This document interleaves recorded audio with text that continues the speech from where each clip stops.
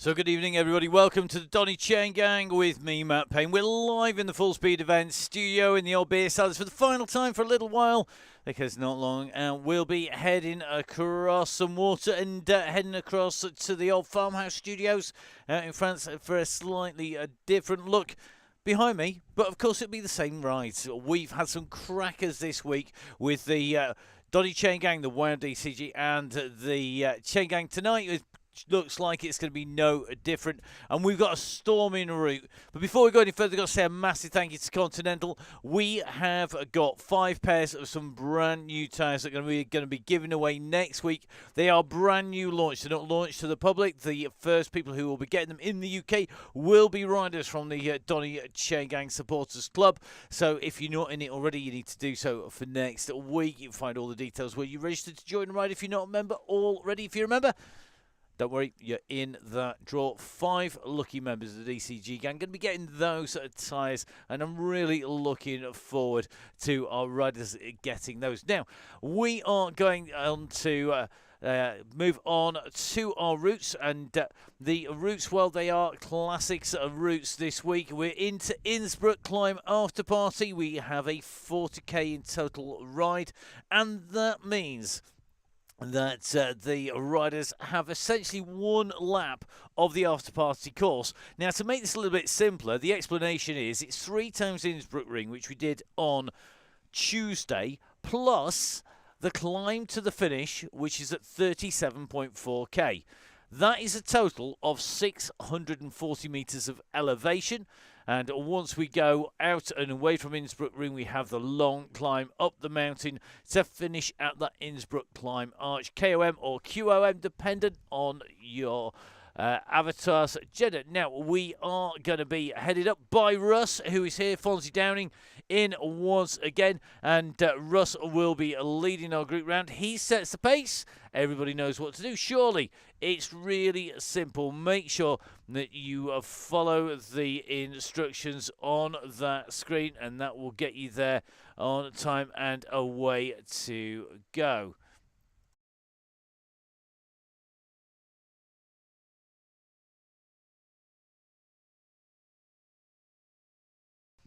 So Russ is going to be taking us out from the start line, and then we are going to be heading, of course, up on to the climb.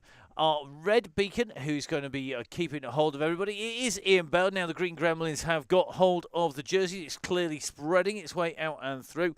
And you can just see Ian there looking slightly muddier than hopefully he will be tonight. But he's our red beacon, a very experienced rider on and off road.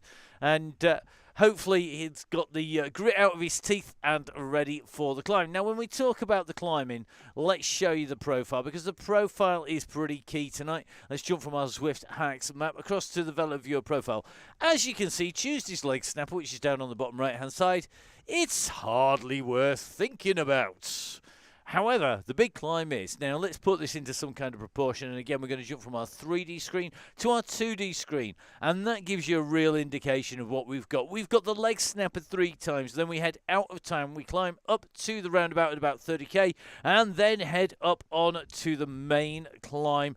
So our riders heading off from that start line, and hopefully they're all going to be heading out in the company of the one and only Russ Downing. Let's dive across on to the ride.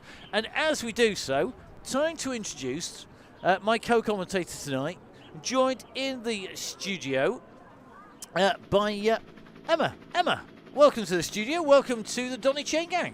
Good evening. It's lovely to be here for the first time this week. I know it's we've not had you on board for a little while. You've been busy elsewhere, but we are on a course that you know well. Oh, I love the Innsbruck Ring. It's one of my favourite courses, and the fact that you've got the climb afterwards, you know, the after-party element tonight is a really good thing. It is, isn't it? And it looks like most of the group coming out. We're going to try and keep an eye on these riders coming out. And this start is going to be key to the success of the Chaingang. Everybody staying around yellow as long as they can. Yeah, it is indeed. And it is that thing, isn't it? You've got to stay around yellow because the whole point of enjoying this is actually to enjoy the Chaingang as it is. So that ride with the yellow beacon until the infamous timing of the event. I'm not going to say it because I always get told off for saying the words before it happens. So, you know, and this course today I think is going to make a great Donny Chaingang. Yep, I do too. I think this is going to be really interesting to see how everybody rides this as they set off. We've got quite a few late joiners just jumping in with us, and you can just see a few people with a little bit of ground to make up here. Our red beacon already at work, and this is Ian Bale. Ian, of course, very experienced rider on the Chaingang, but a rider who we've had the pleasure of riding with and actually doing training sessions with. He's rather quick, isn't he? Yeah, he's rather fast, and regularly see him through the winter months absolutely spattered in mud, and thoroughly enjoying himself in really atrocious conditions, really. Well, let's see if that's sort of what we're going to get tonight. I hope not. I hope it's going to be nice and clear. It's a moonlight evening out there. Let's see whether or not it stays that way as the riders head out and onto the course. And just watching a few people joining. It looks like Ted Tunnicliffe. He's got a bit of ground to make up, and he's at least doing double the watts per kilo on the Chaingang, and that is key, isn't it? You need to be doing double the watts per kilo. You don't want to be more than about 20 seconds back on the group, otherwise you're not going to get there. Yeah, and I can see John Dixon from Bolsover and District there. He's 23 seconds back. John, jump out, join the ride again.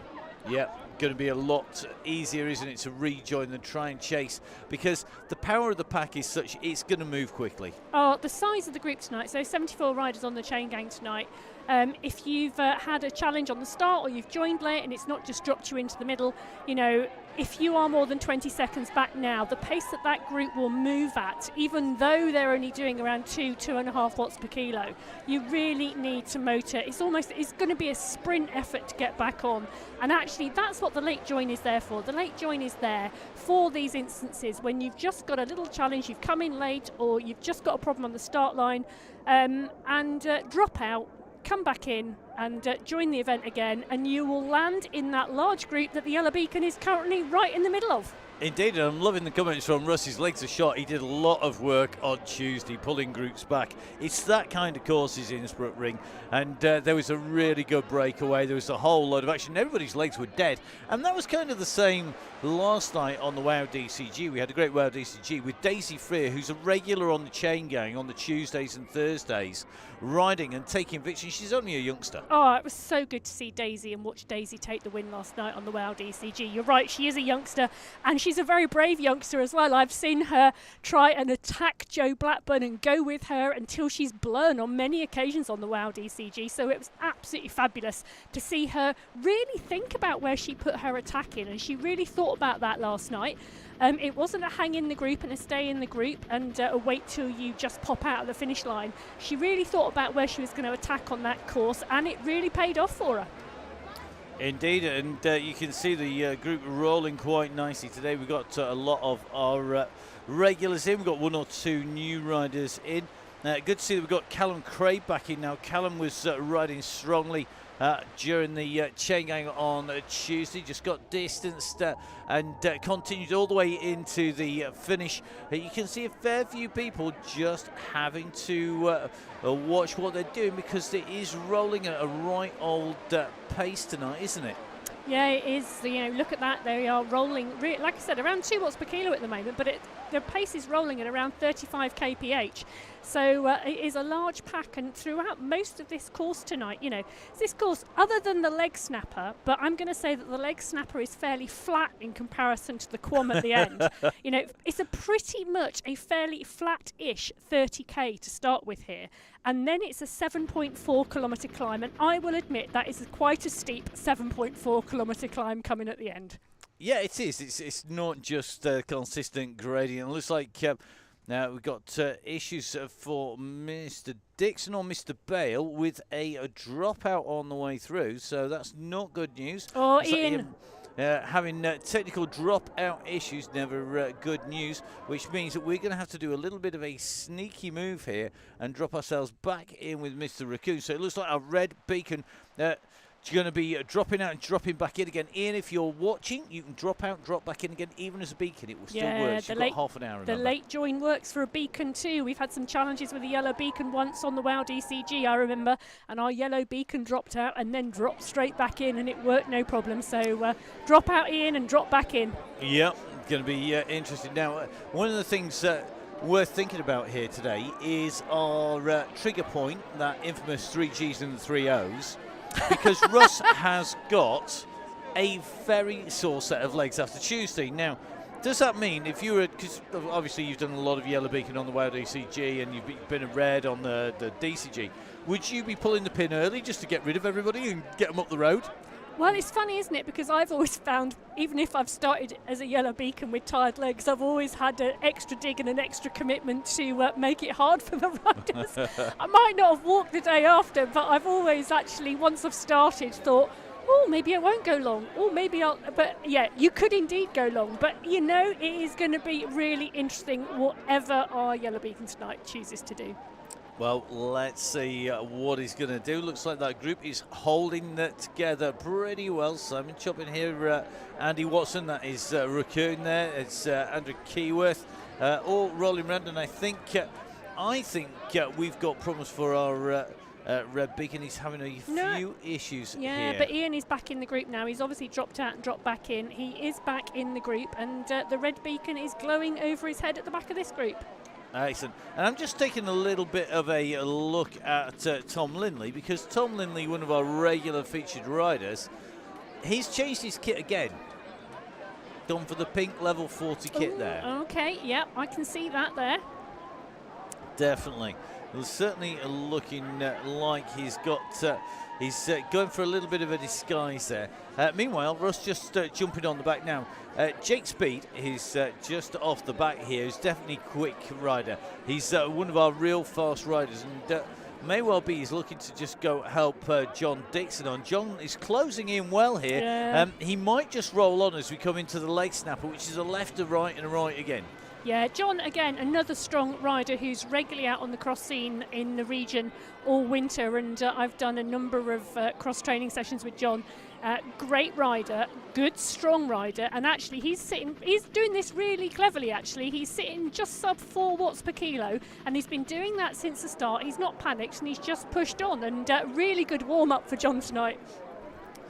Yeah, definitely. Now the group coming in towards the leg snapper climb, and the call coming from Russ to take it nice and easy as we go up on to the climb this time.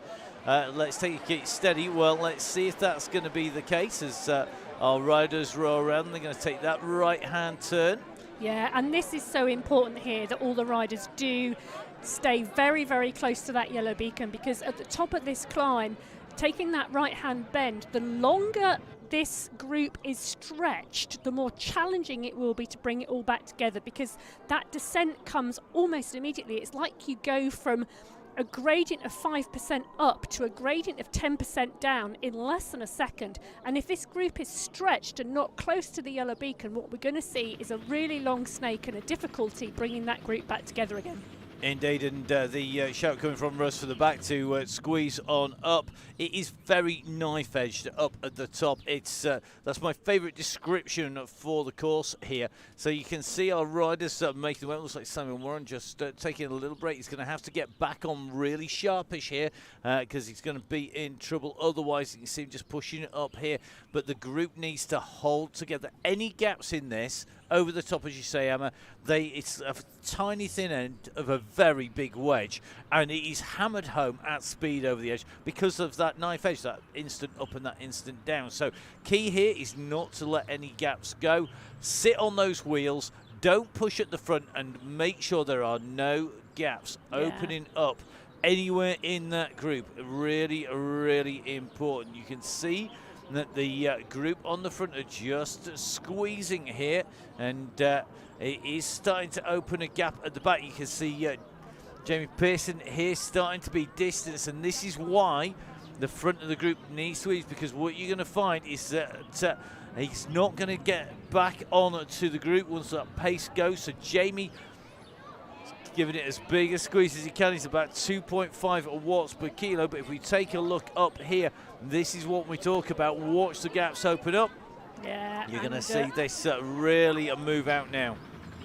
And that is now one very long snake on that downhill section. And Pearson's really going to have to push on here now if he wants to make the back of this group, because they will be motoring seriously fast on this downhill section. And it's not because people are putting in the effort. The guys on the front are not putting a big effort in, but it's just about the pace that they've rolled over the top of the climb at just causes damage on the way through. So just going to take a little bit of a check through these riders, just doing Nick Murray here, who's just rolling around with that yellow beacon.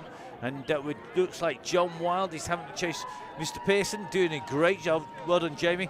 He's going to get himself back on to this group. John Wild having to put the pressure down. John from Veloview, one of our really fast riders, but you can see how fast the group is going away from him. Yeah, and it does. You know, there only needs to be a difference of 1 second between you and another rider at the top of that group, and that makes a real difference. You know, there is opportunity to bring this back. So once you get to the lower slopes of the downhill section and you move into the flatlands, you know, bringing a group back together is really easy to do. But this downhill does just change gradient so quickly that if you go around that right-hand corner at the top, 1-2 seconds of a gap, it just elongates it. It does indeed. And you can see top right-hand side of your screens if you're watching. The top right-hand side, that group is in 3 groups in the main bunch. And then we've got John Wild chasing on at the moment. He's about 7 seconds back. And if I was John, I think I'd be jumping out and jumping back in again. Now, Chris Joseph Wilkinson just in front of Simon Booth. Booth just going over the side of Neil from the crosscast. That's going to take a little bit of a check. Neil here. Neil from Gritty, of course, one of our key supporters as well. We will take a look at Neil from an angle other than this, if we can get the cameras to run. There we go. So Neil in his traditional all-black Gritty kit coming off the back of that group, just having to squeeze a little bit to get back in with the pack. John Wild really is having to put a fight. You can see the numbers he's having to do just to stay with the group at the moment. Yeah, he is. He's ticking along again, just under, well, between 3 and 4 watts per kilo. Now, it worked for Dixon. Dixon sat just sub 4 watts per kilo, and he closed down a 23-second gap off the start line. So Dixon made it back. I'm sure Wild, if he takes the same approach and the same strategy, will do the same as they transition through the flatter sections here. Indeed, and you can just see Ian Bale just dropping back. You can see the watts per kilo coming off in. He's just dropping back to give John a little bit of a chance to go, give him some assistance on the way through. This is why being a red beacon is so hard, because you go back, you come up, you go back, you come up. It makes life tough, and John can now see that red beacon at the back of the pack here, just hanging off the back of the group. This red beacon is very difficult, isn't it? Because you might go back for one rider, and then you're goosed, because you put so much effort in, you can't help anybody else. And this is all about trying to get that group together, isn't it? It's completely different to being yellow. When you're a yellow beacon, you know, you control the pace. You know, you control any ramp, you control when the bell gets released, you control everything, and you can manage that, and you can manage that pace. When you're red beacon, everybody else controls your effort, you know, and often your ride will be a very spiked ride until the latter stages, because exactly this, you're dropping back, you're pulling people back on, you're dropping back, you're pulling somebody else back on, and that gives a very different style of riding. And you can see a lot of people going back there, regulars who go back and help. Simon Oxenden was really instrumental in pulling people back into the group Tuesday. Wayne Barr, another of our regulars, going back. Dale Williams helping out at the back there. It's the regular faces. They're the people who know how to ride, and they've got so much time and respect for the people who are not necessarily red beacons, but they're the guys who are going back feeling like, do you know what, we're going to help. This is part of our workout. Yeah, and that is all part of the Donny Chaingang, isn't it? You know, the fact that people put a long tail off the back of a group to tow people back on and give them those breadcrumbs to actually help them with the draft to close those gaps and to bring back on, because often 9 times out of 10 it's due to the fact that someone's had a technical issue or they've dropped a water bottle or something has happened this early in a ride that creates that gap, and then you've got to work to get back on. And when the group spread out and when the group spread back and create a lovely long sort of comet's tail for you, it's that comet's tail that brings you back in. Definitely. Now, just seeing Gary Patterson, I think that's going to be a tech issue for Gary. He's doing nearly 9 watts per kilo, but we just saw him spinning up there, going nowhere fast. So hopefully he's going to be able to kick him back in again. And that was a classic tech issue there. Gary's dropped right down, but now absolutely rocketing his way up. And it means that the riders on the back now know that they've got Gary just sprinting his way in and through here. He's got to get back on that group pretty quickly. And it looks like he's going to do that. And he's one of the options, isn't it? Just put in a proper full-on sprint effort. Yeah, exactly. And, you know, we saw 9.9 watts per kilo there, and that indeed does push and does create that momentum to make the catch. Right, so the group looking good. Just picking the tail back up again. And just seeing plenty of riders in here. A few people dropping the steamrollers down to get rid of them on the way through here. There is a benefit actually to dropping them on the cobbles, isn't there? It does make it a little bit easier. It does make it a little bit easier, and that is the main section on this route where you could actually utilise a steamroller. But the thing is, you do need to get rid of it because you do want a different power up on this course, and obviously keeping hold of a power up you don't want is not what you want to do. And just taking a check on the riders at the moment. It looks like pretty much everybody together at the moment. And they've got to keep the pace on, keep the pressure on.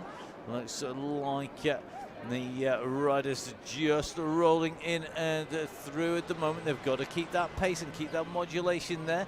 Looks like our glued there. Our Full Speed Events mystery rider. It's like the masked singer, isn't it, really? Our mystery rider on the Full Speed Events. It is. We've got a mystery rider on the FSC avatar tonight. Yeah, indeed.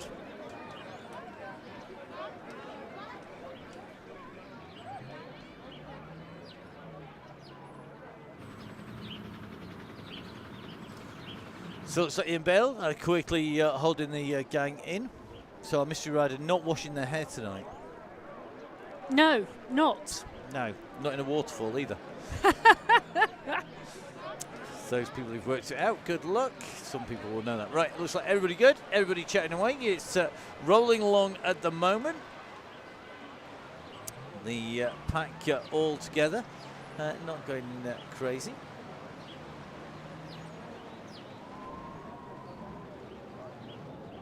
Taylor just tucked on the back at the moment. Dale Williams in there as well.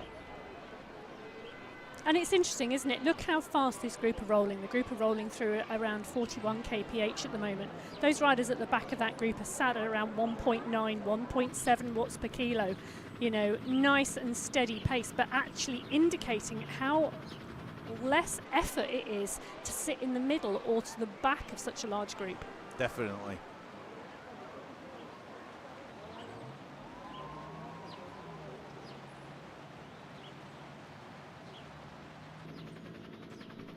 So the riders on the way through, just watching Dale Williams, Mr. 5311 himself, could well be using that on the early stages, but not on the later stages. So we're through the first of 3 laps of Innsbruck Ring. So we do 3 laps of Innsbruck Ring, then we go on to the climb proper itself. And the question is, are they going to be letting this go? Really interesting to see. Neil saying, Andy, just... Woodring, are you the man I used to ride with in the Wymeswald Wheelers? I didn't know Wymeswald was big enough to have its own cycling club. It's a tiny little village. Right, let's have a little bit of a look down here. Looks like Wine in here. Finley Hudson tucked in as well. Tom Linley, Darren Topless in here. Let's have a little run through. John Garfer in here. Looks like Mr. Bailey, Richie Woodall, Nick McDermott in here. Looks like Greg Booker is in here. But Booker should know who our mystery rider is. Yeah, I bet Booker's not ridden with our mystery rider for a very long time. Indeed not. But they did indeed spend a lot of time riding together once. Once upon a time, a long time ago. where the trees were 100 feet tall and the sun shone all day long. Oh no, we're not reading Mr. Happy to the kids anymore, are we? That's how long ago it must have been. Right. Anyway, my best Jackanory voice doesn't need to come out to play tonight because we're on the Chaingang. And the Chaingang's a lovely place to be. We all know that everybody's going to have fun until the trigger. Right, anyway, should we resume commentary duty? Yeah. Let's have a look. Chloe's a bit over-egging it, more like a group of cats cheaters, really. Yeah, that's an interesting way of putting it. Ooh, let's have a little bit of a look. Dun, dun, dun, dun, dun, dun, dun, dun, dun, dun, dun. Oh, little gap opening up at the front. What's going on there? What's Mr. Small doing riding away on the front? Not like him. Meanwhile, you can just see the group at the back just stretched out a little bit here. Don't let those wheels go. Don't let the gap open up. Yeah, and that's it, isn't it? You've really got to be keen not to let that gap open up. You've got to shift on. And you need to shift on here because if you run on here, if you lose the wheel here, you're going to be in trouble coming in to the climb unless you've got some serious climbing legs on. Yeah, absolutely, and it's absolutely imperative that you stay in that group, and it's that group that is going to be the one that starts rolling fast again. Well, I'm loving the side chat about the Wineswell Wheelers. Fast but undisciplined. Well, it's interesting, isn't it? Because Wineswell doesn't seem very big, but a lot of cyclists, obviously. Well, clearly enough to make a mini club or a group of cats. So, looks like Wayne just about to squeeze back into the group. Russ rolling round the back of the group once again. What's Russ doing at 1.6 watts per kilo? Taking a nice small rest and a breather. Yeah, just a bit. I love the fact that people are identifying with the Wineswell Wheelers. Sounds like my lot, a surprisingly fast shambles. That's brilliant. Do they ride to the pub and back for a pint? Do you know, I'm desperately want to go for a bike ride with Gareth Mason because it's going to be a hoot. It's got to be. It's one of the funniest people I know. It's brilliant. I'm sure it can be arranged. Yeah, can we do it somewhere where we have lots of cafe stops and coffee stops and not much sprinting because he's going to give us a right old kicking.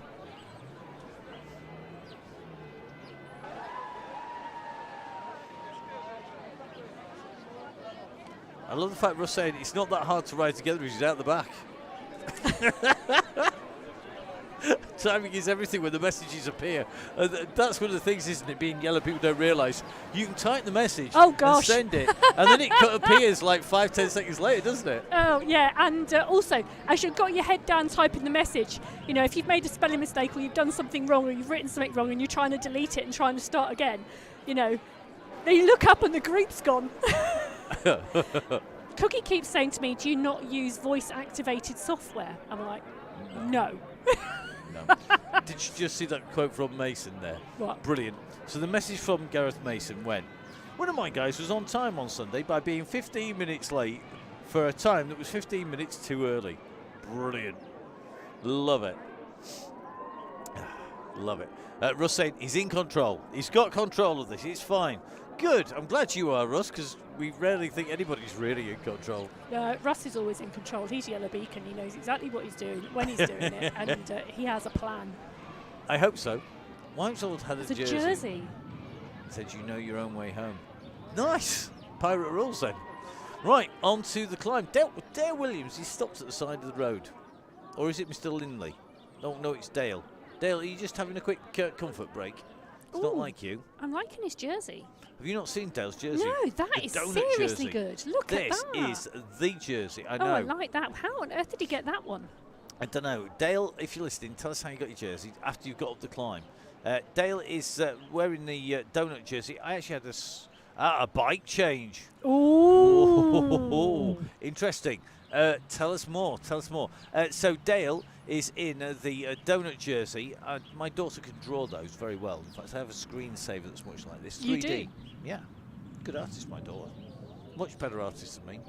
And any comments about words that end in is and sound like hiss as an artist are definitely not approved for everybody. Donuts best fuel, yes. And if anybody makes a really nice gluten-free donut, let me know, because it's one of the things I really miss. That and chocolate eclairs. Chocolate eclairs? Yeah, with the cream in the middle. I haven't told you that making gluten-free choux pastries are actually really easy. You have, but you've refused to do it But for I me. haven't done it. Yeah, thanks. Right, Ian Bale, just waiting for Ken Kerrigan. Ken just at the back, out of the saddle here, kicking on in the Atticus kick. Good to have Ken back in with us. A regroup required. Russ, I think must have that on cut and paste as you go up and over the top here. Seen new PRs coming from lots of our riders coming through. I'm very sorry, but I did have to second listen there when you said Ken Kerrigan. I thought you said Cake Kerrigan. I had too much WoW DCG watching yesterday. So I apologise, Ken, for saying that, but that was what I thought Matt said. Ken, I'll tell you something, Ken and Kate don't go together very often, it looks like it. All right.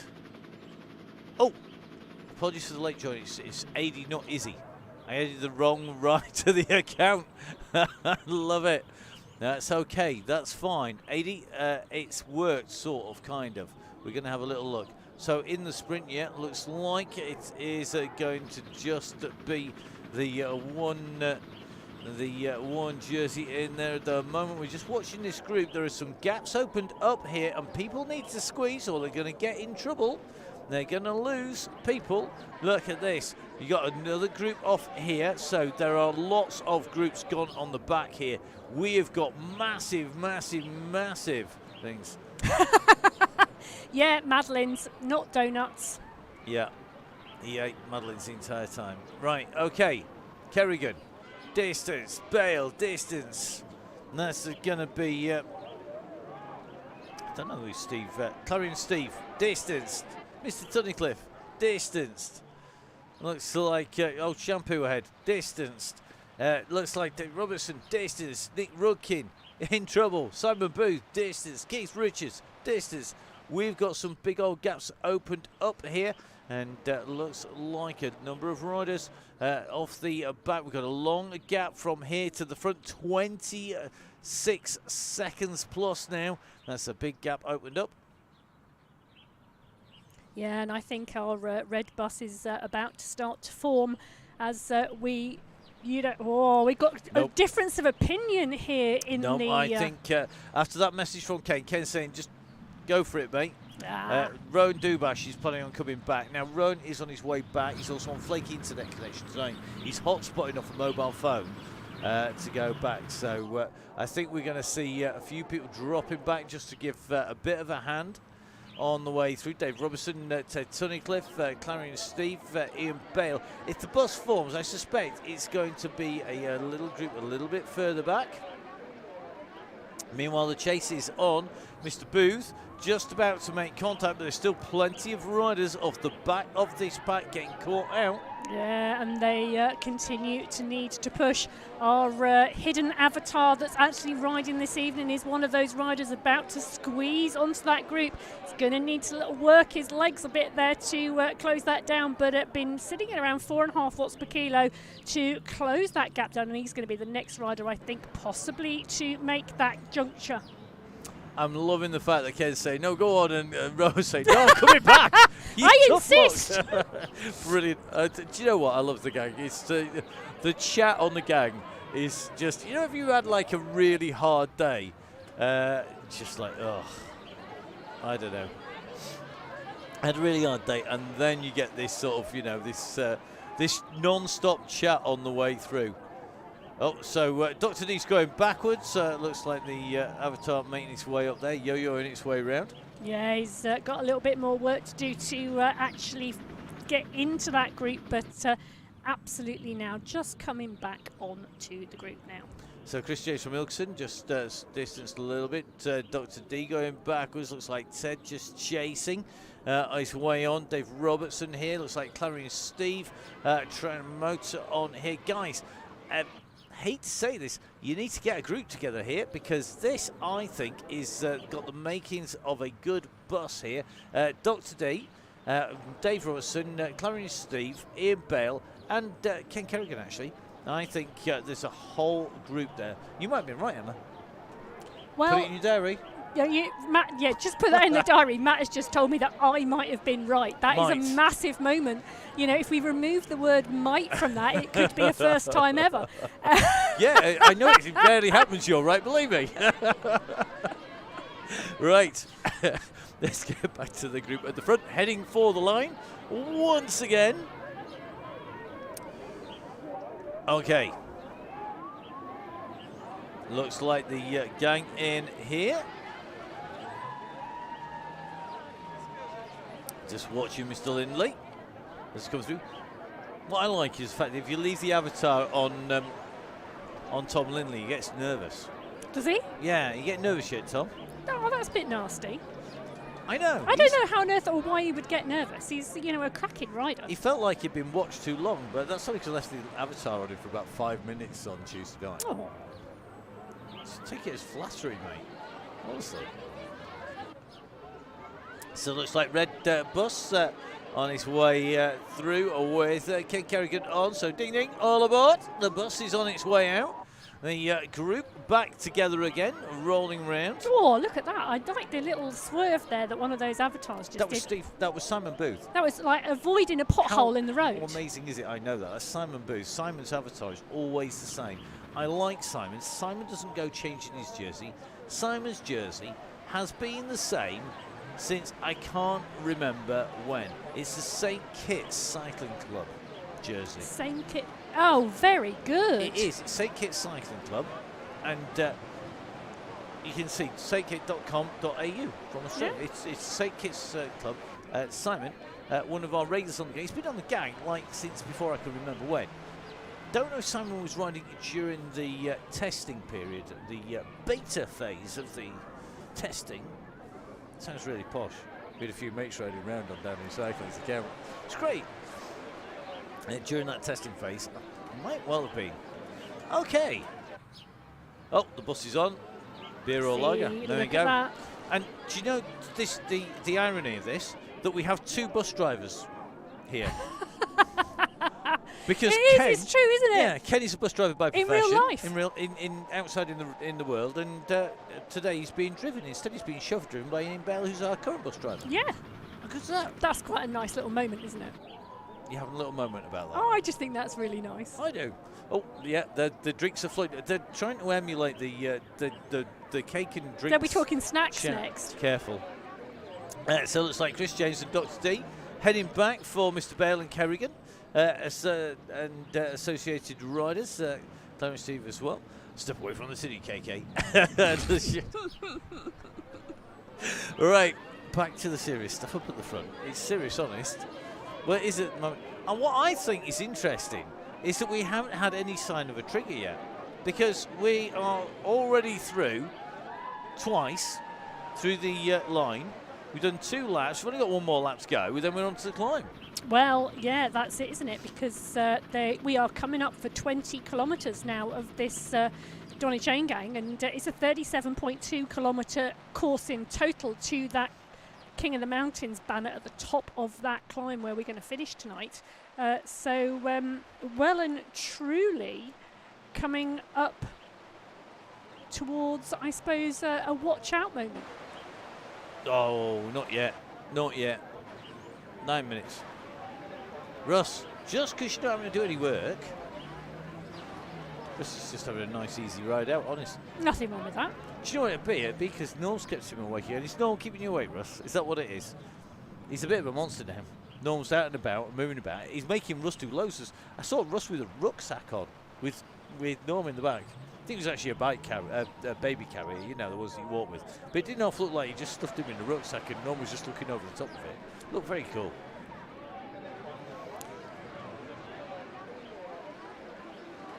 Right. So Russ running his way up here on the Donny Chaingang. It is the Thursday Chaingang here on the Donny Chaingang. Coming out to you live from the Full Speed Events studios. Russ from Down in Cycling, Bike Flex and assorted other companies, including Coffee Company. Coffee Machine Company is, of course, our yellow beacon sat in the middle. Russ's heart rate missing in action again tonight, interestingly. We'll see how it goes on. Good to see we've got Simon Warren on here. Simon has actually climbed the Alpe d'Huez in what was our turbo room once upon a time. About Yes, indeed. 5 years ago, I think. It was a long time ago. Yeah, I take the credit for that.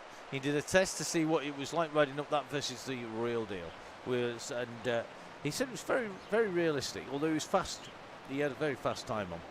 He, of course, always goes quicker when he's got no beard. But he's keeping himself warm now. He moved up north. Right, gang going, blob forming at the front. Oh, what's going on? We've got some people squeezing at the front. What's that all about? Who's getting carried away on the front again? Come on, ladies and gentlemen. Get off the front.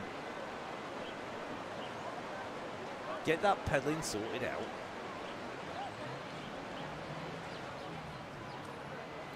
Oh, good to see Bobby Mason tucked in here. Looks like Callum Craig in there. Mr. Roll it in there. Zach Hutchinson.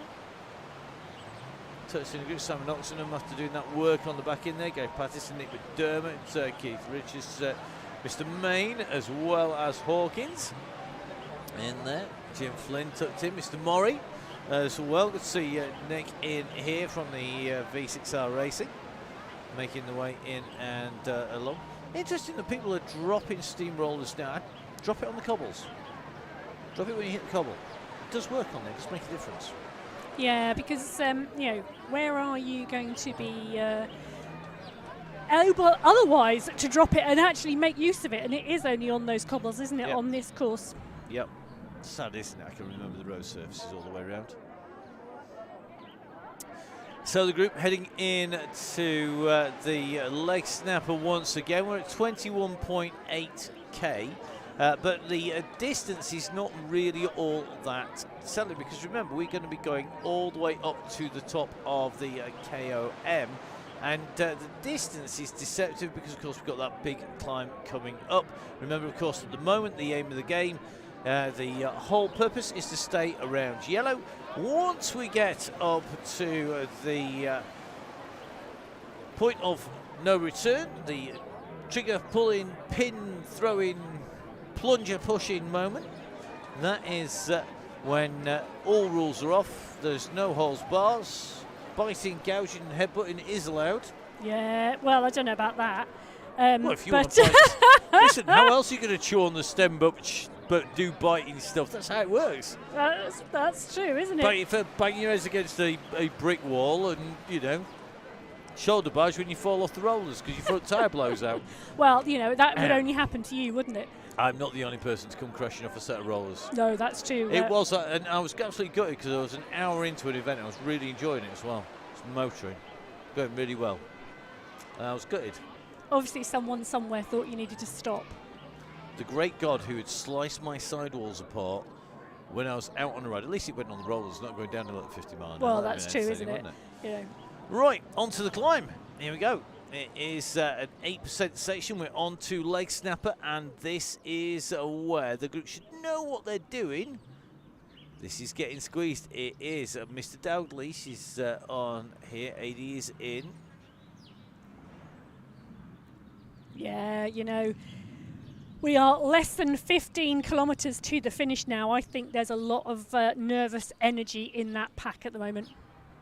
I'm loving the fact Russell's going, did I miss something? No, they're all just panicking, mate. In the words of Jimmy Allen, don't panic. It's not worth it. You're starting to see the numbers stick up. There's people having to push hard on the back here. Greg Booker just pushing his way into that group there. Doesn't want to be distanced. I think Bobby Mason's group are going to be in trouble here. Richie Woodall, Keith Richards, AD Dowdleash in there. Nick Rudkin's going to be in trouble on the way up here. They're going to have to move. That gap is going to open, and as it does so, they're going to be in big, big trouble. Watch this gap now as these riders go over the top. Look how fast it opens up behind Bobby. He's just about got on board, but you look at the distance, how fast that is going to open. Dowdleash is kicking at 11 watts per kilo to close that gap. That tells you how fast he needs to go to close it. Look at that sprint coming out there to push onto the back of that group. Absolutely digging down. I should think so. He's on Isabella's avatar. He probably weighs about 50 kilos, and I think AD is a little bit more than that. So take those numbers with a pinch of salt. Oh, might well have changed his weight, He might have done, but this is a long sprint otherwise. It's going to be absolutely flying tonight. Right, let's take a little bit of a look here. So it looks like the gaps are certainly forming. The where you are says Russ. The splits are happening, and you can just see the pressure really is on to stay in with that yellow beacon here. Sitting in with this group is going to be key, and just trying to take a little bit of a run up to the avatar of Mr. Russ Downing, the one and only Mr. Downing. We'll get Russ in this camera shot. There we go. Yay. Downing's I'm loving the avatars popping up and disappearing and then popping back up again. You know, utilising the ghost on a chase is a giggle. Well, yeah, apart from the fact that if you wanted to jump on them to chase back on again, you're a bit stuffed, aren't you? Because you don't know when they're gone. Yeah, but you've got to get rid of that ghost before you get to this sprint banner, so... I don't know about that. Well, I'm not quite sure why you would want to keep a ghost on the event today. So that you can ghost away up the climb and put an attack in on the climb. I'd much rather get a feather. Yeah, don't know. Depends how competitive you are. You might not need the feather, but you might just need to gap somebody. That might be all you need. And if you're going to gap somebody, you better to do it with the ghost. So otherwise, everybody's going to push. Mr. Mason, good luck, guys. That's him. He's taking it easy. Mr. Mason, go head for the bus. Keep them entertained with jokes about dodgy cyclists on Partake in the beer. the hill. Yeah, jump in. Go grab a whatever takes your fancy. Right, Richie Woodall's going to make this. I think Mr. Bailey probably not. John Dixon distance, maybe paying the price for that chase. Forrester, Tunnicliffe, James, Rockliffe, Richard, Steve, Bobby Mason. Guys, get yourselves grouped together. The squeeze is on. The pace is getting hot. The riders are, and the go has gone. Go has gone. It's gone before we've hit the line. This is where the kick has come, and now let's see who can stay in with this group. The kick has gone early, and this is going to get very interesting indeed. If we take our camera up and watch behind this group, behind this pack, we'll try and get as many riders in the screen as we can in one go. This is about pushing on. Now, really interesting. They're going to go down. So, Mr. Douglas said I called that exactly right there. But look at the stretch on that group, Matt. It was a tight group coming up and coming down, and now look at it. It's a real stretch on that group, and that call has really paid its toll on the back of the group now. It has indeed, and I'll tell you something. This is really interesting to see. Finley Hudson's doing a great job of staying. He's one of our lighter riders, and when that power goes down, it's the lighter riders who generally pay the... So I'm loving the fact that AD Douglas, AD also known as Isabel, so thought I'd give someone a chance to strap back on. Yeah, too right, mate. Well, no, thank you very much. It's really nice. You know, it's really good. It was, you know, an attempt at a great 5-minute power there, sitting at around 9.9 watts per kilo. I'll tell you what, the training, if Isabel's on training peaks, it's going to absolutely blow numbers out of the water. It's going to be really mean. Right now, come on, Carl, get on those wheels, mate. Carl Johnson, one of our regulars on the gang. He's got Paul Mallin, Darren Topley, Steve Cannon, Callum Craig behind him. Booker is in this pack. We're just going to try and take a little bit of a look back. So Booker is in here. Booker riding in the Training Peaks jersey here. So the go has gone. We are on the flatlands before we get to the climb. This group is just about holding together. I'll tell you something. That kick was pretty ferocious and looks like it's been continued onwards here. We're just seeing the power go up at the front again. Somebody has gone on there and he's hammering it. It's Simon Oxenham. He's gone for an aero. Look at this. Oxenham's gone early. This is going to do some damage to some legs before they get onto the climb. Well, here. let's be honest. Who wants to take all those riders into the bottom of the climb? Let's see some action before we start. Well, that could do a lot of damage, couldn't it? It's going to be really interesting. If they can shed some of these climbers, the climbers are then going to have to come back on the way through. But I think Simon needed somebody to go with him. At the moment, Jake Speed is closing him down.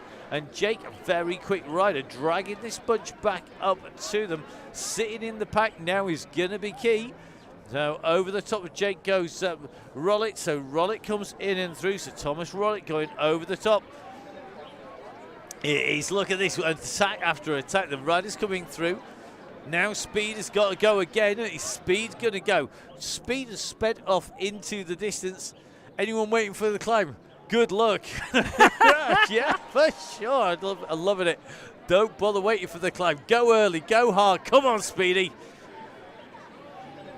Do you know what? If we weren't going to get hammered by Facebook and YouTube for using rights protection music, we need Speedy Gonzales on here. We do. It's a tune. I think I can Got actually Happy find Days that. But take a look at that. That is one big kick off the front, and this pack are moving, but the pack are moving fast altogether still on that chase, and it's 8 seconds at the moment in front of that group, and that's not a big gap, Matt, going into this climb. It's not, but this is Jake Speed, and Speed is a good climber. He's a youngster. He's riding for the Cycling Academy, mentored by Jimmy Mack. Of course, Jimmy, one of our former national champions, regular on the gang. He's gone and teaches his riders, I think, to give it some. Well, he's doing a great job at the moment. He's got 10 seconds. But I'll tell you something here, Emma.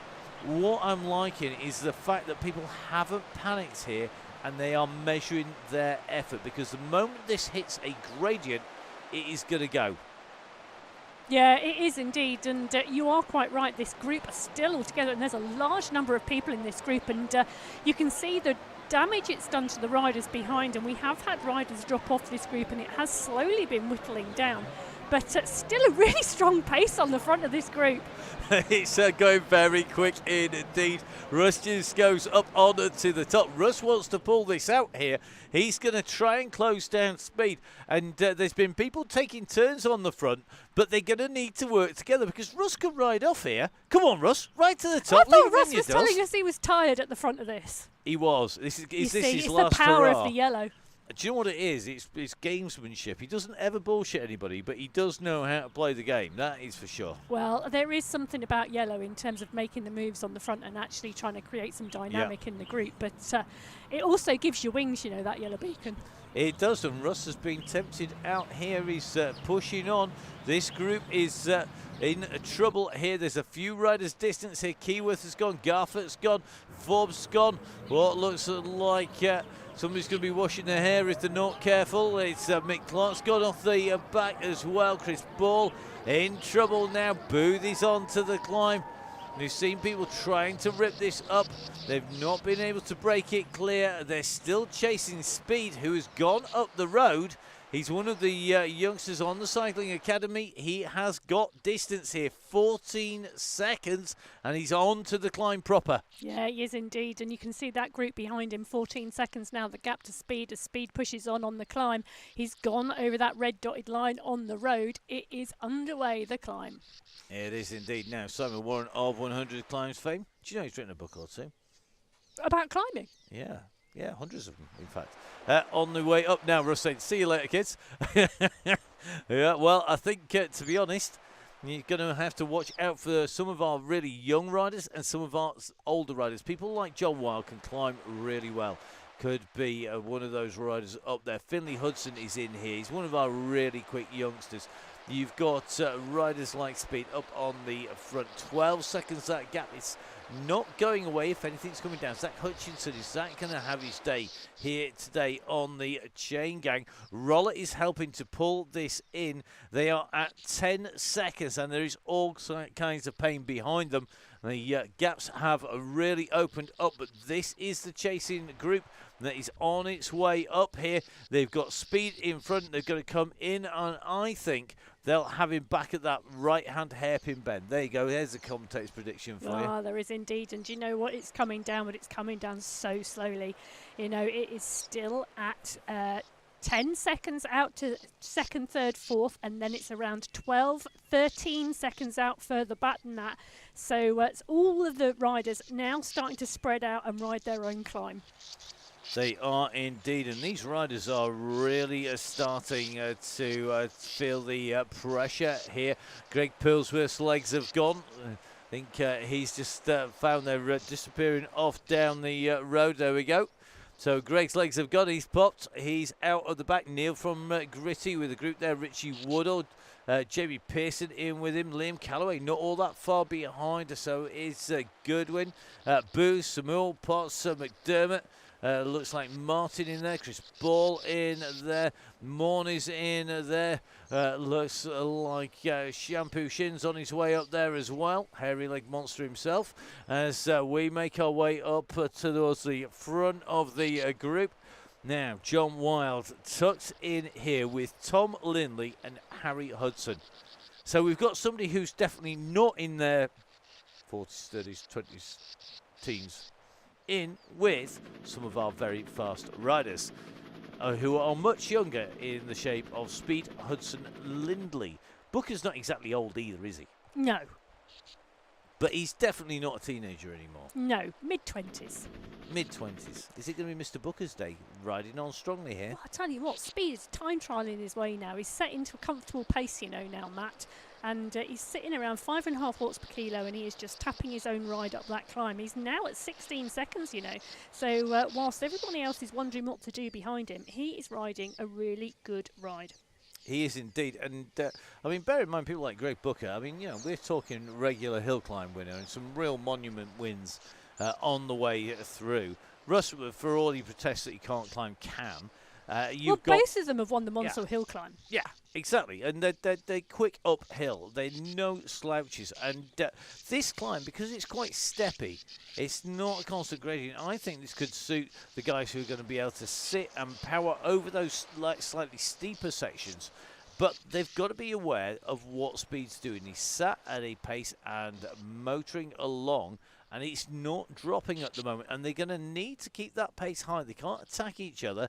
They'll be in trouble, and I think Finley Hudson has decided he's got to start to wind this up a little bit here, because he is the rider who is on the chase now, and he's using this steep section of the climb to get across. Good move. Smart riding by Finley. Yeah, utilising the bits of the tarmac that are to his benefit and playing to his strengths is Hudson at the moment there, pushing on and just bringing, actually, that gap to Speed down a bit.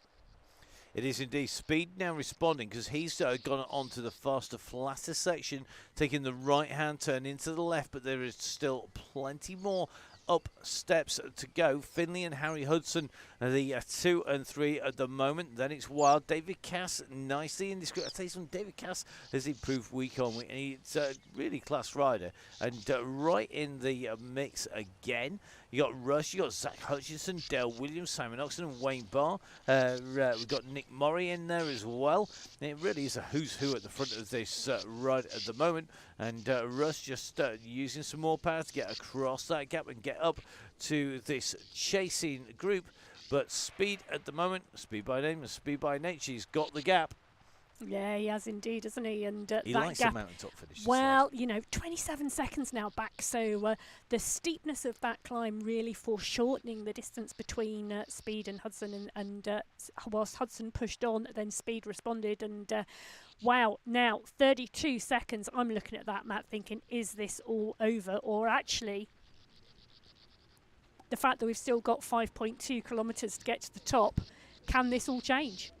Well, it could, but Speed would have to blow his rocks off, to be honest. Which I don't think is going to happen. No, he knows what he's doing inside out. He knows what pace he needs to ride at. He's a regular rider on the Chaingang. He's been really, really quick on Zwift. He's a rider who knows his stuff, and is certainly looking very strongly, and he's got wins on the climbs on the DCG on mountaintop finishes as well. So the rest of the riders may well just let him go, just think about what they're going to do between themselves, because we're still seeing people get distance. Cass now at 6 seconds to Booker. Let's take a look. Morris at 7 seconds further back, then 6 seconds back after that is Williams. Then it's Wayne Barr on the wheel of Williams with Simon Oxton on here. So this triumvirate of talent, quite a great Hugh Porterism on his way up here. No sticker in the back, please. Tom Rollitt on his way through. Will he have wings on his wheels? Then it is going to be Simon Warren. It's going to be mano a mano between Rollitt and Warren. You got house yet? Porter bingo. We're on it. Then it's going to be Osmond, followed by Taylor. Then it's going to be Neil from the Crosscast. Then it's going to be Greg Pilsworth. Then it's going to be Booth, Tunnicliffe, Callaway, Goodwin, Pearson, Woodall, Potts, Wilson, Martin, Ball, Samuel, Espeo, Shampoo, Shins. Then it's going to be Sharp, Garfoot, Dalgleish. Then it's going to be Neil Morn on his way up here. Clark, Main and Co. continuing to push. You can see these riders really trying to get back up to our leader.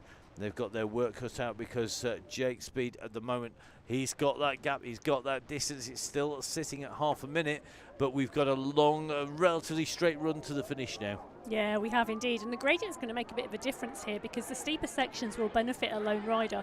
Once the gradient gets down to around 3 or 4%, it is actually draftable, and it will make a difference if there's a small group doing some chasing. So let's have a little bit of a look back at that group. It is Zach Hutchinson who's got the group behind him. Harry Hudson, John Wild, looks like Tom Lindley, Greg Booker, Finley Hudson in a little bit of trouble further back. He's got Downing for company. Then it's Nick Murray, David Cass, Wayne Barr, Simon Oxham and Dale Williams. They're all within 30 seconds of Hutchinson here. But the group he has, it's the man in white, that's Hutchinson. Then the man in black, that is going to be Harry Hudson. John Wild in the green, Booker in the blue.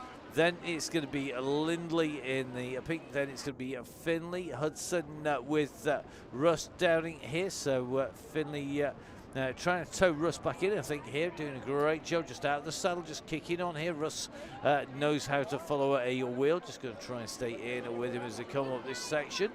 Then it's going to be Nick Murray and Wayne Barr with Dale Williams still continuing to push here, but he's got Bart with him. Oxenham just shadowing them. The shadow in black just behind. Then it's Cass at 6 seconds. Then it's Rollitt. Rollitt was pushing on in the early part of this climb, as was Simon Warren. Well, Warren should know how to pace a climb. And at the moment, just struggling. It's 27 seconds on Tunnicliffe and Neil from Gritty there. The riders continuing to stretch out here, but the leader is Speed, taking the 10% section. Looking good at the moment, Emma, and certainly keeping those revs nice and high as well. Yeah, it is indeed keeping those revs high and the watts steady, and it's keeping those watts steady that is doing the damage here to the group behind. But this is yo-yoing a little bit, you know, Matt. It was out over 30 seconds not very long ago. It's back down to 26. It's really interesting to see what the group behind are doing and how they're responding as we move up into the latter stages of this climb. I mean, we're at 10% at the moment. This is a really steep section that Speed is on. The gradient now starting to slowly come down, sitting at around 7%, 6% at the moment. So different gradients and getting some real respite at the moment. Speed, the gradient's down to 3% here. So you can see this flatter section giving a little bit of respite on this climb, but we're going to see gradients kick over 10% again. So this is the section to either recover or to push on, because if you are not one of the pure climbers, this is that long flat section. You see him coming in on the profile, actually just on the base of the map, and looking like he's going to be able to wind up at 45 seconds back, and this group are across that lane. And it is amazing, isn't it, how quickly that time gap can go out. We were talking 26 seconds not that long ago, now out to 52. So really different riding going on here and having real impact across this course.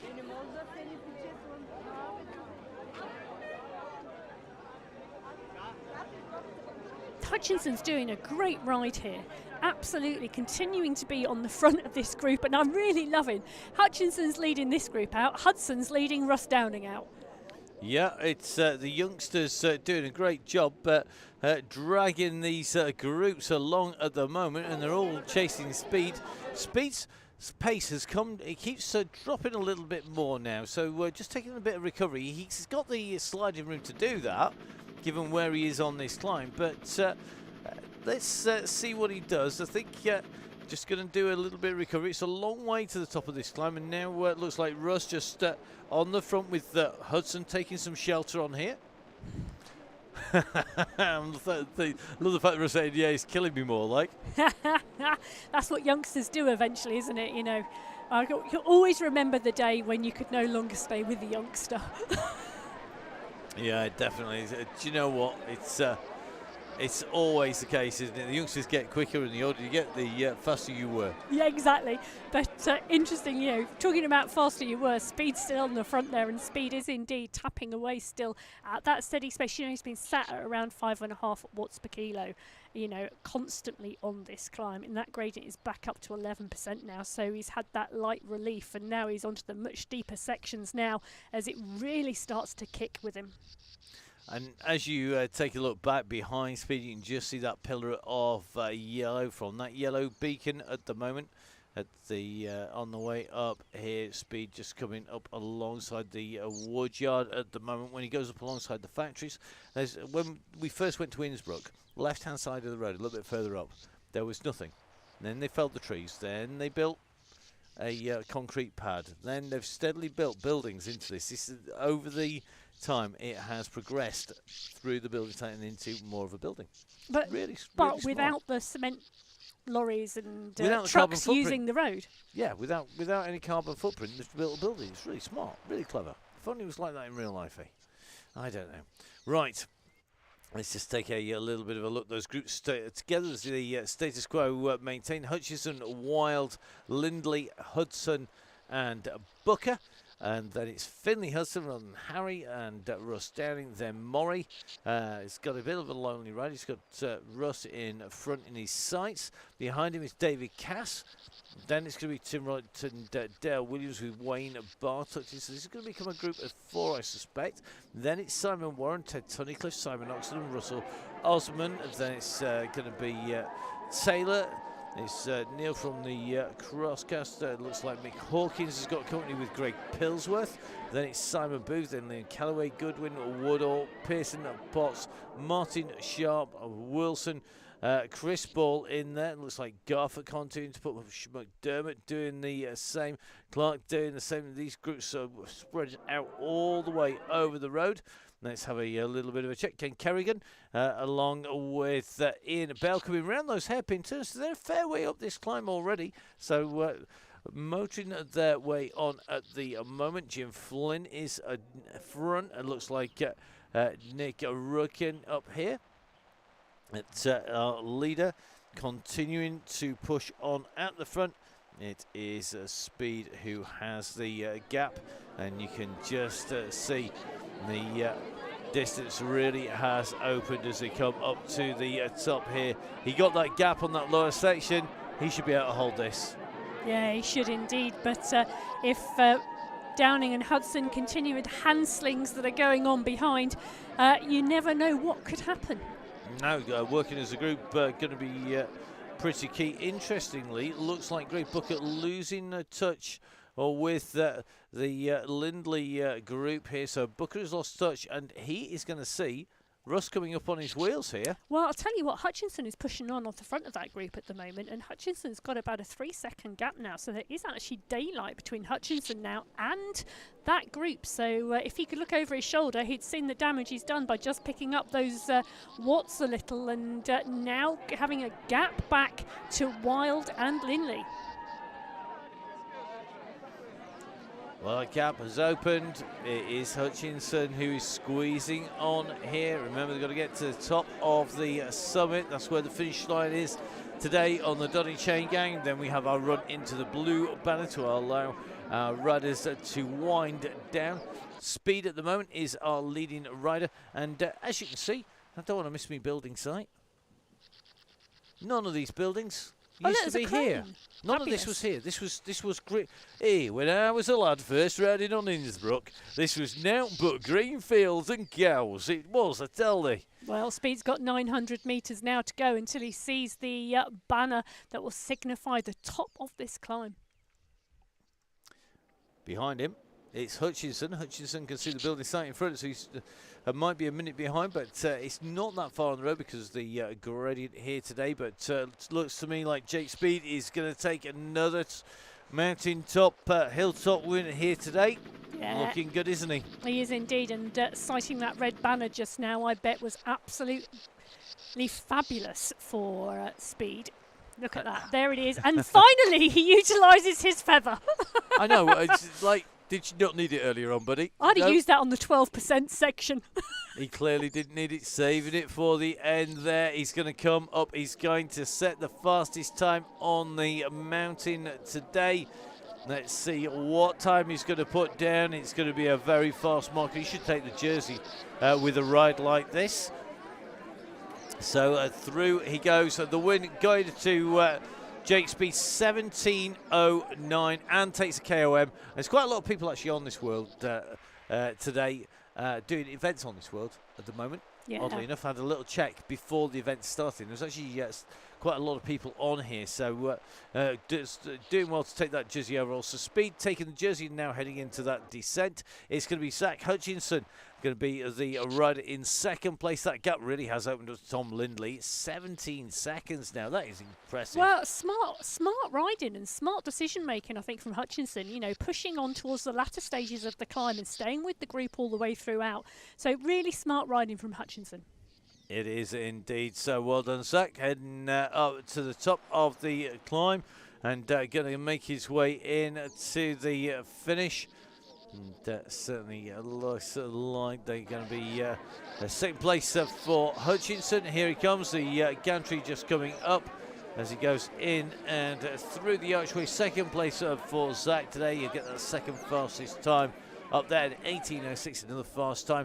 Then it's going to be Tom Lindley, who's opened the gap on John Wiles. So Lindley's going to get third place as he comes in and through. It's going to be a fourth place for Wild, who makes his way in and through. Then it's going to be Harry Hudson. Hudson is going to be in fifth position.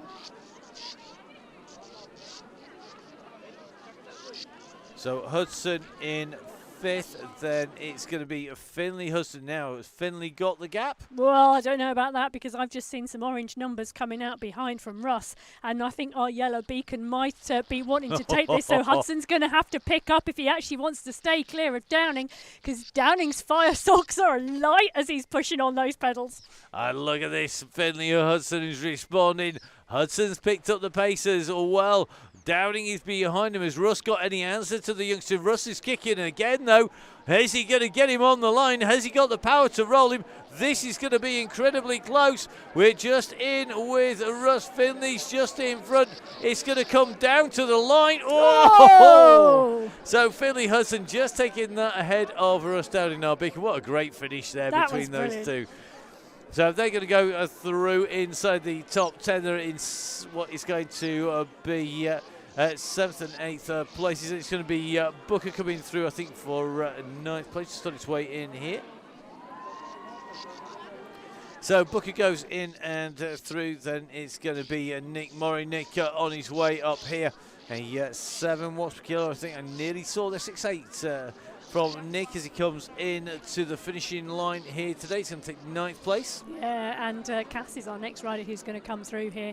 So not very far behind at all. So Cass just rolling through the line there.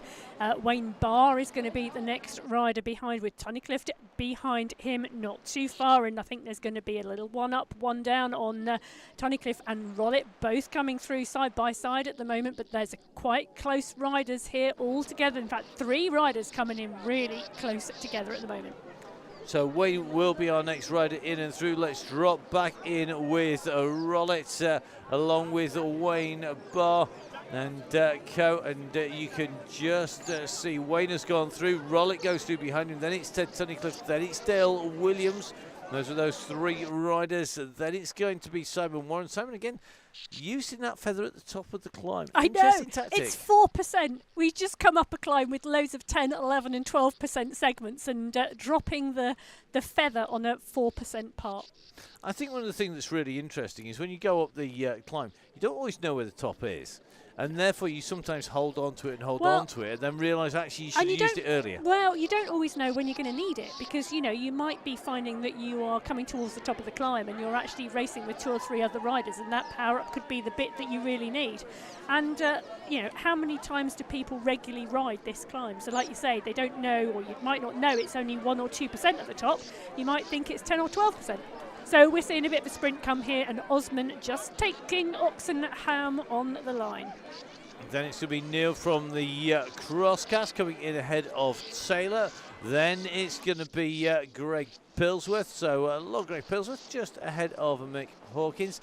That looks like that was tough. Mr. Warren just having a hard day at the office. I think it was indeed. That was a tricky climb, wasn't it? It's a long climb. Well, it's a long climb. It's 7.4 kilometres, but it felt like a long climb, however long it was today. I think there'll be plenty of people deciding to call it day part way up. No such riding for Mick Hawkins. Just going to try and get in here and see Mick coming up to the line. So it's Mick Hawkins, then Simon Booth, then it's going to be Goodwin behind.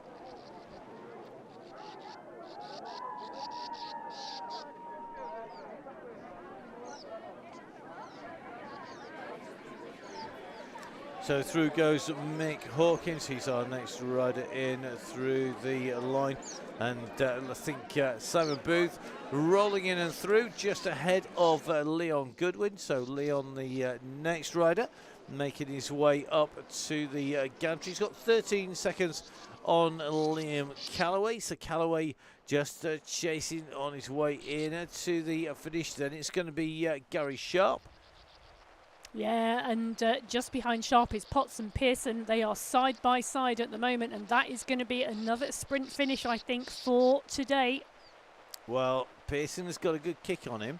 He's waiting at the moment. You can see that Potts has put in the aero power, but he's not moving out. Now, here we go. Here comes the kick. We knew it was going to come. Has he got enough? Potts is answering this. They're coming up side by side. Look at that, side by side as they're coming to the line. It's Pearson, it's Potts, it's Potts, it's Pearson. Pearson going past Potts, and I think Pearson is going to take that one from Potts in a sprint at the top of the climb. So Pearson going potty, taking the position as he goes through. They're ahead of Mr. Woodall. So Richie comes through. Good riding by Richie once again. Yeah, he goes on to that descent, and it's going to be Martin next. It is indeed going to be Martin who is coming through. Simon, yep. And very colour coordinated, I would have to say. Pink jersey, pink socks, pink bike. Red helmet.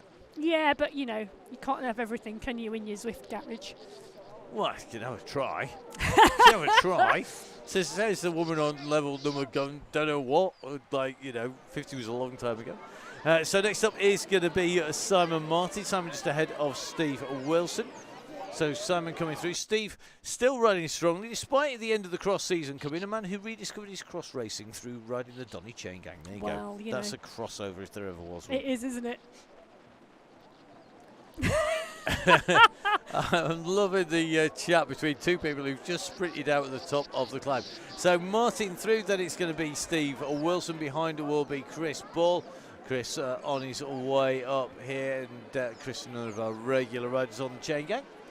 It's going to be Chris in and through. Sprint unfolding behind. The sprint is unfolding behind, and Garford is pushing. He's pushing hard from behind, but I don't think he's going to close the gap.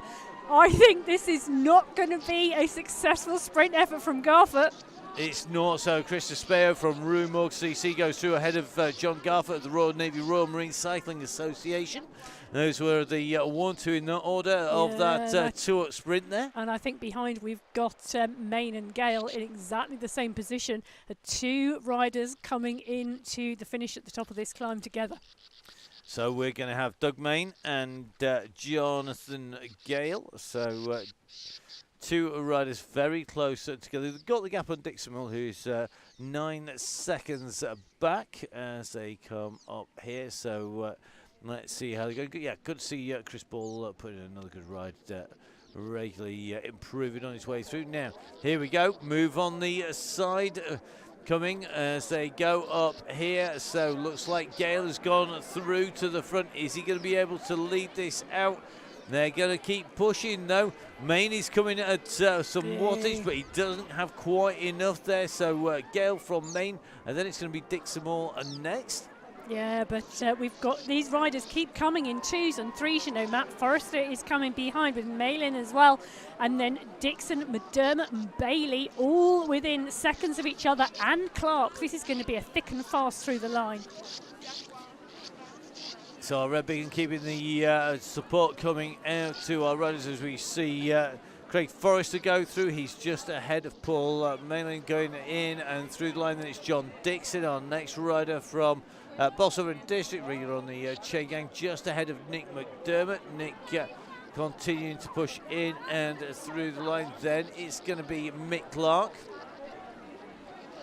And as Clark comes through, Bailey is going to be our next rider coming through almost instantly behind. Then we've got Crab and Forbes. Yeah, so this is Callum on his way up here. Callum making his way up the climb. He's just ahead of, if my memory is right, yep, Jay's Forbes. Jay's a winner on the DCG Gang giveaways before now. Just coming in and through behind. He's got 4 seconds on Neil Moore. Neil's got a big sprint on him, not going to need it today. Got a decent gap, I think 4 seconds back to the man behind. You can see that gap, but nice and big on the way through. It's enough on the way through here, isn't it? So it's going to be short coming after, and then it's going to be Turner. So you can see James Turner continuing to push. He's ahead of Chris Sadler. Then it's Andy Keyworth.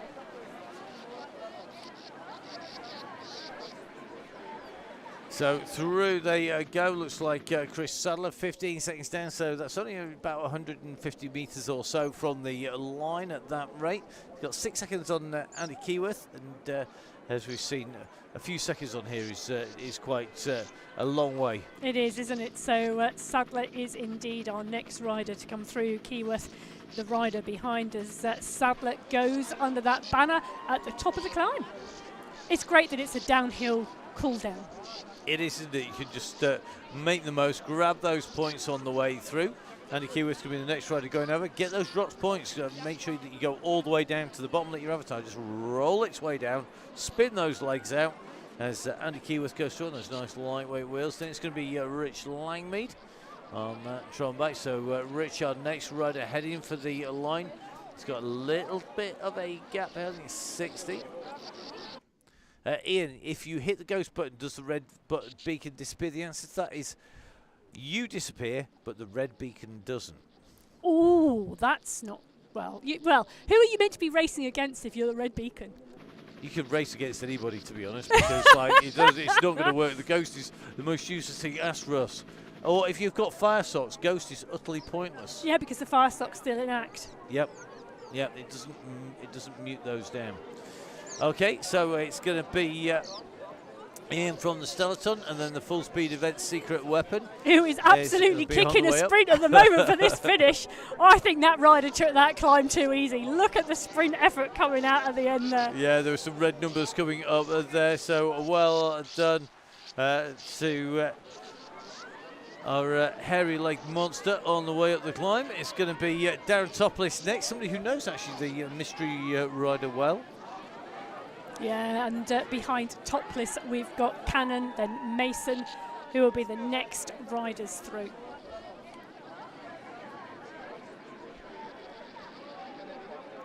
So Darren Topless of Sherwood Pines makes his way through. Then it's going to be Steve Cannon, and then it's going to be Marco Berrio. I know another Berrio. We've got somebody called Berrio Cerner on another event that we commentate on. Ah, we do indeed. Yeah, the one that's just announced $1 million prize fund for their championships, 8-day championships, and they've announced $1 million prize fund. That is just a scary amount of money. I know, $500,000 for the men's pot, $500,000 for the women's pot. Nice prize if you can take it, definitely. It is the prize pot, not the individual prize. It is indeed the prize pot. It is not the prize for first place overall. No, it is well spread throughout the field with multiple categories and multiple stages, etc. Well done. I should try and think there what I was actually meant to be saying. Always good. I know. Next up, Bobby Mason, one of the nicest guys in cycling, coming up and through the line. Well done, Bobby. Coming in ahead of Marco Berrio. Berrio just behind him. Then it's going to be Gary Pattison. Pattison ahead of Carl Johnson, Chris Canham, Nick Rudkin, Jim Flynn, Ian Bale and Ken Kerrigan. How sad am I? I know everybody's name. That's not sad. I'm not using the app. Well, I am for some, but not most. Not everybody that's left, that's for sure. No, so Pattison comes up. All our regulars. Come on, Gary. Yeah. It's a welcome sight, isn't it, that red banner? Do you know when this world was first launched, there's a route that does like both climbs and the Innsbruck ring, and you go in like both directions on it. Absolutely love it. And I did it and rode round it. I was absolutely loving it because it's a really big descent. I literally got off the bike, let the bike roll down the descent, went and grabbed a coffee, got back on the bike just in time as it got to the bottom of the hill. Only you could actually say your favourite route on Zwift is the one where you get off the bike, go and get a coffee, and then get back on the bike and pedal. I can get a coffee and an ice cream. Well, I get a coffee, an ice cream, and another coffee on the way down the Alpe d'Huez. I've tried it. Well, Johnson rolls through the banner as we just drop back in to the next rider coming through. My nemesis, or whichever way you go up these hills, Chris Gadam says. Yeah. Well, yeah, to be honest, Chris, at the moment, that's true. Not been doing very much bike riding whatsoever. Hoping to rectify that, but I have now gone to France twice and ridden my bike once in 4 or 5 weeks. So that hopefully is going to be rectified on the way through. Looking to get some miles in, but we're going to be covering the DCG. I hate it but love Innsbruck. I like the Innsbruck world, I've got to say. So Carl Johnson just going in through on his way over that hump in the road. Gary Pattison in and through, rolling his way down. Chris Canham a little bit further back on the road. So Chris is going to be our next rider coming in towards the finish. I have to say, this is actually quite like Innsbruck. It's very like Innsbruck. I've been lucky enough to go through Innsbruck and heading out to the World Championships, actually, that was out there. And that was really interesting. It's very, very similar. And you've driven through there, haven't you? I have indeed. I've taken teams out to the European Youth Mountain Bike Championships in a couple of years running, and in Austria. That was before it moved to Italy. Is that when you broke the BMW? I never broke the BMW. That was one of the team's dads who drove into it whilst we were part way for petrol in a petrol station. I gave. So technically, I the didn't team, break it. I lent the team the Technically, BMW. Mr. Fernie broke it. Would that be Callum Fernie, super fast rider Fernie? Yes. His dad. There you go. Now the truth comes out. There you go. Right, back to the ride. Big climb, this. I bet it was nice, because the year before you went in the Berlingo, didn't you? Oh, it was much nicer taking a BMW to Austria than a Citroen Berlingo. Yeah.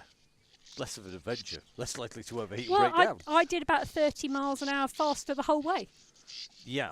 Down the rest. It made driving the Autobahn right the way through Germany a lot more pleasant. Yeah. Where's that limit? 145 kph? Rather than 61 in the Berlingo. Yeah, that's the one. All right, next up is going to be Chris Canham. Chris coming to the top. Now, Chris, enjoy that downhill. Get those drops in. Good riding, buddy. The last 100 metres rolling by for Chris. He's going to come in just ahead of Nick Rudkin, and you can see Nick on the gang again. And Nick just with a little gap back to Jim Flynn and Ken Kerrigan and Ian Bale. So Hill conquered for Chris. Interesting, if you do this as a KOM, you only ever go up this way, which I think is dull. You should be able to do it the other way around as well, because I actually like climbing the way. I was going to say it looks steeper the other way around, isn't it? Well, it looks like it's steps. It looks like it's, they're both steps and they're almost identical, but it just feels better. It's nice to scenery. Okay, Nick Rudkin on his way up the climb, coming through the line. Well done, Nick. Makes his way underneath the banner, and that means we've got a little bit of a gap back to Jim Flynn. So just a little bit of housekeeping to do on the way through. Don't forget, guys, this is Continental February. It means that we are going to be giving away 5 pairs of brand spanking, not available to the public, not launched to the public yet. In fact, the details are embargoed to the point I can't tell you about them. That is how embargoed they are. They will be coming your way. There'll be 5 pairs going out to members. There's also some bottles, some beetles. There's going to be some more of these coming your direction.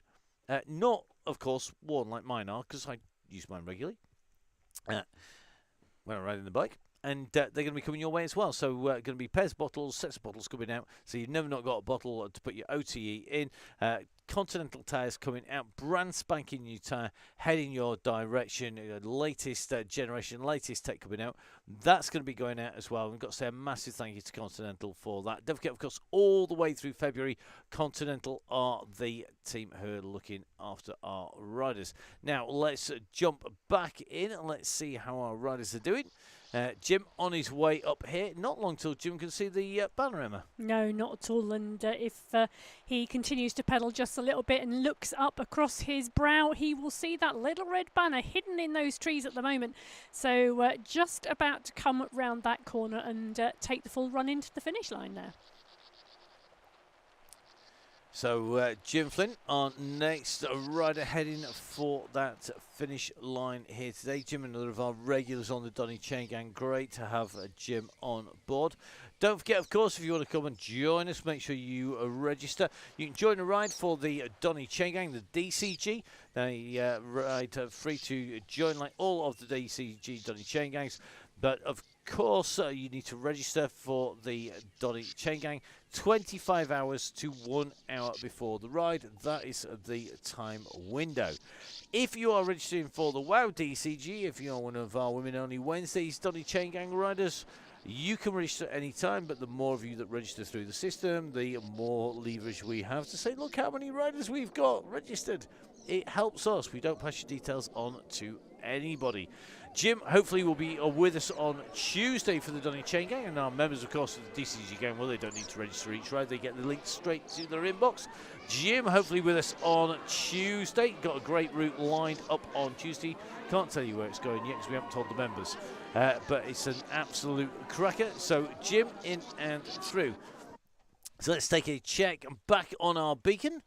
Ooh, nicely on the way up here as well, making the way up this climb. Up on to the top quarter of the climb now.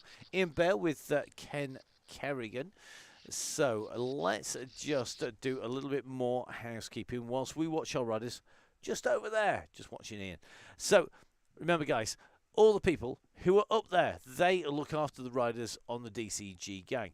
They help us put the show on the road. Without the members of the DCG gang, we cannot put the ride on. It's that simple. Russ can't devote time, neither can I, neither can Emma, and the rest of the gang who make the gang work. Can't do that without your help. So please, guys, do support us if you can. Don't forget, we have the last weeks of February. We have March left on the WOW DCG, on the Donny Chaingang on the Tuesday and Thursday on the Opens like tonight. We're going to run right the way to the end of April. Then there will be a gap for the summer. You know, that time when the sun shines and like there's loads of stuff going on outside and it's absolutely manic. We're going to be out and about then. But don't forget, of course, the plan is for us to come back in the autumn. If you lot want us to, you know, if you don't, do you know what? I could just sit and put my feet up and become a right couch potato. You never know. But none of this is possible without the guys on the gang. And, of course, they're supported by the people that do support the people who support the sport. 1080, Gritty, OTE, Velaskin, Halo, Nonnas, and, of course, Continental, who are our key supporters this month. Emma, the WOW DCG, we've got the ride running through for a little bit longer. You've got some cracking routes planned without giving the game away too much. Anything in particular you're looking forward to in terms of routes? I am looking forward to... Actually, I'm quite looking forward to quite a lot of them now that we've put them all in through March and we've made the decisions on where we're going. Some short, fast crit racing to round off with. There's Carnage. As legs are fresher and we're moving into the spring season as we get towards the end of March. So I'm really looking forward to that. I'm looking forward to our yellow beacons, and we have those all lined up. And I think the last one of the season, the last Wednesday in March, should be absolutely cracking. It should indeed be a cracker, and it will ring the bell on the end of the WOW DCG. We will ring the bell on the end of the WOW DCG. You are quite right. Puns intended. And don't forget, of course, if you know somebody who wants to try and see what it's like, we've got lots of riders who progress, haven't they, from the WOW DCG to the Donny Chaingang. So people like Joe Blackburn, who we've seen on there, people like Izzy Torrey, we've seen Charlotte Coulthard. She's out racing the World Championships this weekend, isn't she? And you know what? The WOW DCG and the DCG is for everybody, whether you are in the Esports World Champions squad for your country, like Coulthard is indeed, or whether you are there to have a laugh and a giggle about gin and cake, whether you want a social ride, whether you've raced ZRL on the Tuesday night and you need a leg spin and you just want some banter with you while you do it, or whether you absolutely want to make it part and parcel of your training programme because you know you're going to get roughly a really hard 20-minute effort. Indeed, and plenty of people putting out FTP performances on the WOW DCG and on the DCG, and seeing plenty of people putting down some serious pace and getting quicker. And that's that progression that you see is really impressive, isn't it? The progression is absolutely fantastic, and whether that progression is like Daisy last week finally achieving a win on the WOW DCG, or whether that was like one of our other riders yesterday managing to stay in the gang for as longest ever possible, and how long do you stay in before the go? And got to remember, it is an achievement staying into the go on both DCG and the WOW DCG. Really is a big achievement, and a lot of people don't manage that, and that's shown in the numbers for sure. But it is all about progression. I remember the very first Donny Chaingang I rode, I think I stayed in the pack for 24 minutes. And then I stayed in for 27 minutes, and then I remember the first one when I stayed in for 30 minutes.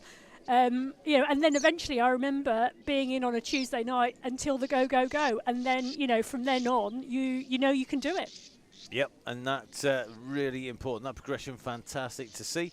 Riders on the way around, obviously picking up skills, riding on the platform as well, and that is all part of the Donny Chaingang, making sure that they get these skills that they need. Yeah, drafting is one of the biggest skills that you need on Zwift, and knowing the ability to draft and trusting the fact that you are drafting and that you don't have to put the same power out as the person in front of you or the person to the side of you is a key skill, as well as utilising things like momentum and cadence and all of those types of things that you will pick up and learn whilst riding the Donny Chaingang. Definitely, and great to see just how our riders have improved. Great to watch that. Don't forget the place where all that chat and all of that unwind comes, all the diagnosis on what people have been up to and how they've gone on the Facebook page. Make sure you tag in Donny Chaingang. Don't forget, of course, that those social media tags are important. Russ and Fonzie Downing on Instagram, and of course Downing Cycling, the Donny Chaingang. And of course you can catch up with me, it's Matt Fixer Payne, on Instagram and on Facebook, on Strava, on Zwift as well. Don't forget, of course, you can catch up with Emma. Emma, where can we catch up with you?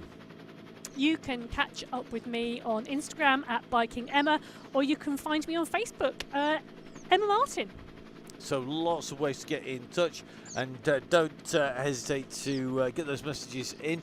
We're really looking forward to this weekend's World Championships and watching how our DCG and WOW DCG riders get on in the Esports World Championships. That's on Saturday.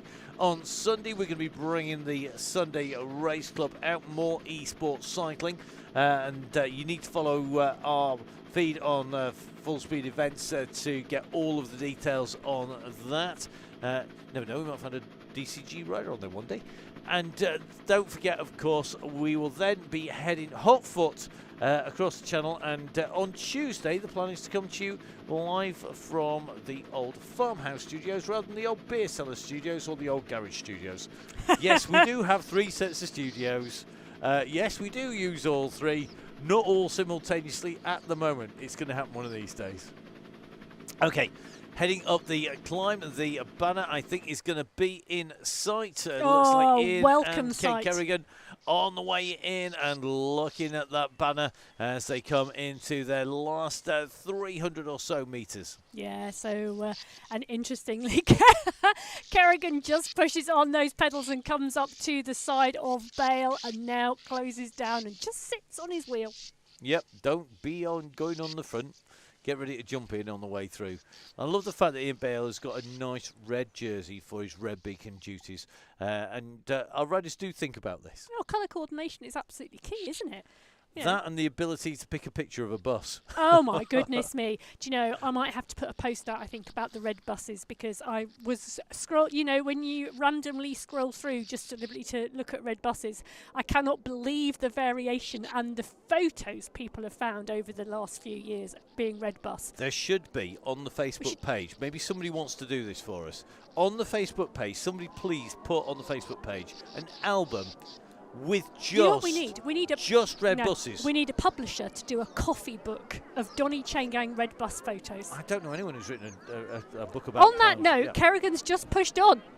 Well, no surprises there. Ken Kerrigan taking him on there. Well done, Ken. And he waves to Bale as Bale goes under the line as a thank you. Love it. Well, absolute gentleman's agreement there. And well done, Ken, coming in and through the line. Enjoy the run down to the blue banner. We've got to say a massive, massive thank you to this man, to Ian Bale, another of our great riders, one of our great volunteers as Red Beacon, doing an amazing job of looking after the bus, looking after our riders on the way in and through. And don't forget that it's just not possible without our, because they do a cracking job out on the ride. So a big, big thank you to Ian for doing that, and congratulations to Ken. Enjoy the downhill. So just a quick catch up with Emma. Emma, great ride tonight, and Jake Speed speeding off into the distance. Oh, showing you exactly how it's done. Put the gap in at the bottom, time trial your way to the top, and just tap that consistent pace in. It just paid off for Speed tonight. It did indeed. So we're going to leave Emma to go get ready to start with the prep for the weekend, because it's a busy weekend coming up. So thank you very much, Emma, and we'll catch you soon. Been an absolute pleasure. And that just leaves me to say, before we go, make sure you join the gang if you can. Don't forget to get registered. Make sure you follow our feeds for the Sunday races, some cracking racing. Big prizes on offer every week, as well as, of course, that championships, which has got a $1 million prize fund. That's going to be coming on Sunday. The World Championships, though, are on Zwift this Saturday. The men's and the women's, some great racing coming up. Make sure you give it a watch and see the riders in that new World of Scotland. Don't forget, of course, this new format on there with the 3 races. We will be back on Zwift on Tuesday if it all goes to plan, which it should do. It's all built and ready to go. In theory, it's unplug here, plug back in the other side of the channel. We'll keep our fingers crossed for that. In the meantime, enjoy your bike riding. Keep yourself safe. From Russ, from Emma, from myself, Matt Payne. Stay safe. We'll see you again soon. Bye-bye.